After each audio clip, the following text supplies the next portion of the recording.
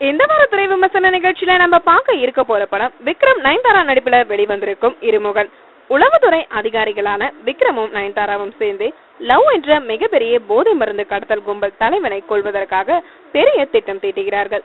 Love இருக்கும் இடத்தை கண்டுபிடித்து மாறுவிடத்துல அங்கு சென்று குண்டு வைத்து அவனை கொள்கின்றனர். இதன் பின்னர் காதலர்களாக இருந்த விக்ரமும் நயன்தாராவும் திருமணம் செய்து கொள்கிறார்கள். திருமணம் முடிந்த பின் மலைப்பகுதியில இருவரும் நின்று கொண்டிருக்கும் போது யாரோ ஒருவர் நயன்தாராவை சுட்டு வீழ்த்துகிறார்.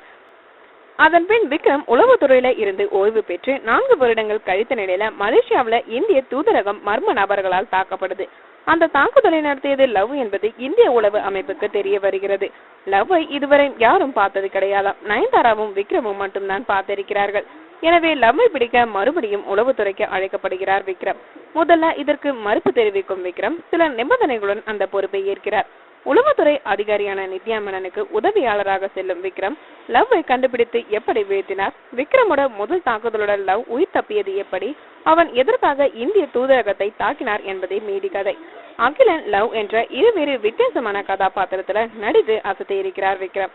அகிலன் கதாபாத்திரத்துல முகம் முழுக்க தாடியுடன் வந்தாலும் பார்க்க அழகாக இருக்கிறார். அதே போல லவ் கதாபாத்திரத்துல நடித்திருக்கும் விக்ரம் பெண்மை கலந்த ஆண் கதாபாத்திரத்துல நளினமான அங்க அசைவுடன் நடித்து அசத்தி இருக்கிறார்.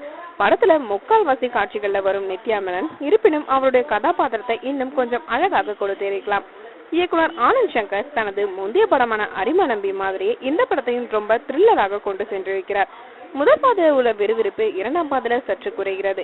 லவ் பயன்படுத்தும் ஸ்பீடு என்னும் ஊக்க மருந்தோட பின்னணியும் அதன் செயல்பாடுகளும் விளக்கப்படும் காட்சிகள் அருமை. படத்திற்கு பெரிய பலமே ஹாரிஸ் ஜெயராஜோட இசைதான்.